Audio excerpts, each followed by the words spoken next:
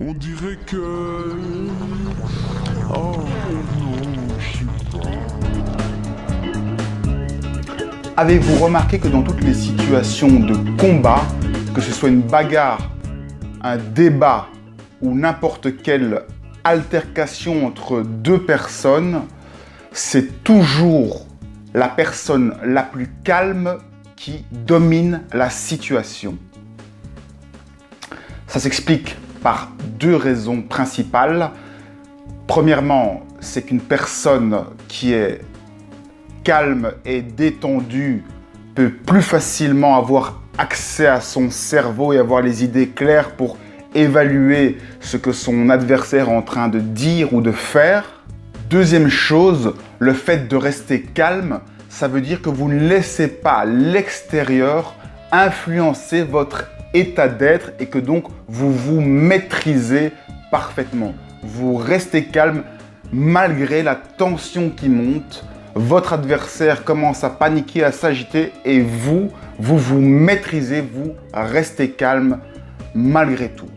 Rester calme, qu'est-ce que ça veut dire? Ça veut simplement dire continuer à parler normalement avec le même débit, continuer à être détendu, à respirer normalement malgré la tension qui monte. Ça demande de l'apprentissage.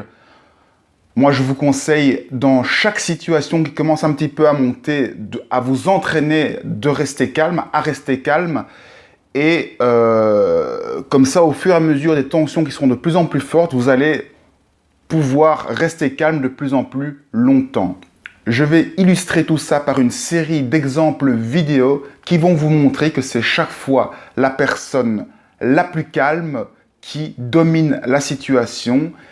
Et même si la personne la plus calme ne domine pas la situation, c'est en tout cas ce qui est perçu par l'extérieur et par la société. Différent, je n'étais pas ministre quand SFR a été vendu, et SFR était la propriété d'un groupe totalement privé qui était Vivendi. Vous n'étiez pas ministre? Non, je n'étais pas ministre. Vous avez déjà commis ce mensonge devant 10 millions de personnes lors du débat que nous avions eu, et quand M. Dupont-Aignan vous a posé cette question.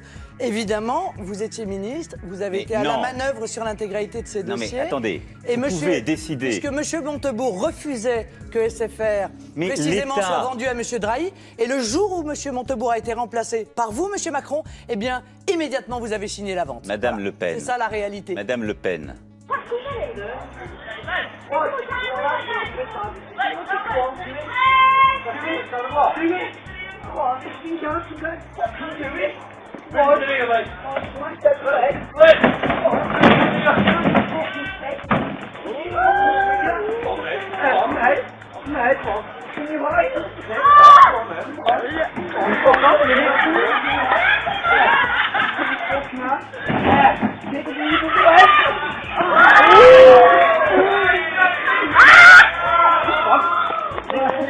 Augmentation du niveau de vie, je ne vois vraiment pas à quoi vous pouvez faire allusion quand vous souhaitez défendre les intérêts sur ce plan des travailleurs. J'aimerais que vous m'expliquiez alors pourquoi les travailleurs expriment un si grand mécontentement. Et pas seulement les travailleurs, pas seulement les ouvriers, mais les paysans, les ingénieurs, techniciens, cadres, les fonctionnaires. Ce mécontentement réel qui existe à travers tout le pays et qui s'exprime chaque jour par les luttes. Il est dû à quoi alors? Un énorme orchestre? Il est dû. Vous croyez que c'est pas, vous croyez que ces gens sont. Mais il est dû également. Mais il est dû également. On vous présente comme un jeune loup, mais il est dû également. Vous avez vraiment du retard, Monsieur Chirac. Vous raisonnez comme il y a 40 ans. Entendre ça, comme il y a 40 entendre ans. ça de la bouche d'un léniniste, je trouve que ça ne manque pas de ça. Comme il y a 40 ans. L'homme au couteau entre les dents. Bon, si vous le voulez bien, nous passons maintenant. Dans ce premier passage, Jacques Chirac se fait complètement dominer. Il ne manque pourtant pas de répartie, mais dans cet échange, les mots n'ont finalement pas d'importance. Tout se joue en fait sur le plan de l'éthos, c'est-à-dire de l'image des orateurs. Georges Marchais est parfaitement maître de son maintien corporel et de son attitude verbale, et il va se servir de cela pour traiter son adversaire avec condescendance. Regardez bien, il est affaissé dans son siège, volontairement détendu. Le ton de sa voix est parfaitement maîtrisé, à la fois calme et grave. Il renvoie ainsi Jacques Chirac à l'image d'un homme qui non seulement n'a rien compris, mais en plus dont on n'a rien à craindre.